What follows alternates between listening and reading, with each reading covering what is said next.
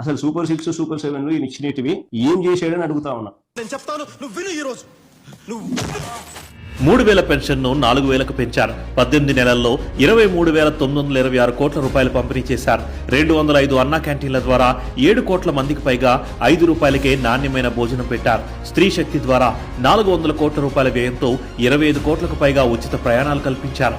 తల్లికి వందనం ద్వారా 67 లక్షలకు పైగా విద్యార్థుల తల్లుల ఖాతాల్లో 10,000 కోట్ల రూపాయలకు పైగా జమ చేశారు. దీపం 2 ద్వారా దాదాపు 3 కోట్ల ఉచిత ఎల్పీజీ సిలిండర్లు అందించారు. దీనికోసం 2,000 కోట్ల రూపాయలకు పైగా వెచ్చించారు. పేదల సేవలో కార్యక్రమం ద్వారా 50,000 కోట్ల రూపాయలు పేదల సంక్షేమానికి అందించారు. స్వయం సహాయక సంఘాలకు చెందిన 3.5 లక్షల మంది మహిళలకు 304 కోట్ల రూపాయల రుణాలు ఇచ్చారు. అన్నదాత సుఖీభావ్ ద్వారా రైతన్నలకు ఏటా 20,000 అందిస్తున్నారు.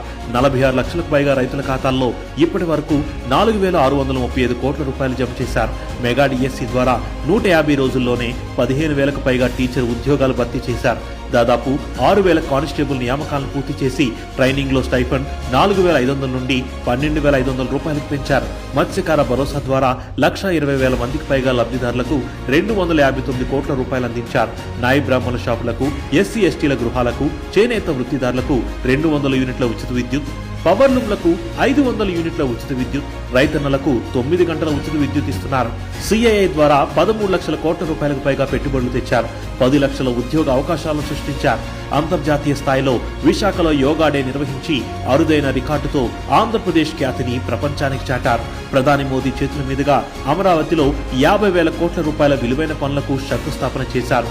AI city, drone city, space city, MSME పార్కుల అభివృద్ధికి అడుగులు వేస్తున్నారు. పెట్టుబడులకు స్వర్గధామంగా ఆంధ్రప్రదేశ్ను మలిచారు. పూర్వ వైభవాన్ని తెచ్చారు. ఇలా చెప్పుకుంటూ పోతే కేవలం 18 నెలల కాలంలోనే మాటల్లో చెప్పలేనంత అభివృద్ధిని చేసి చూపించారు. చాలా, ఇంకేమైనా కావాలా?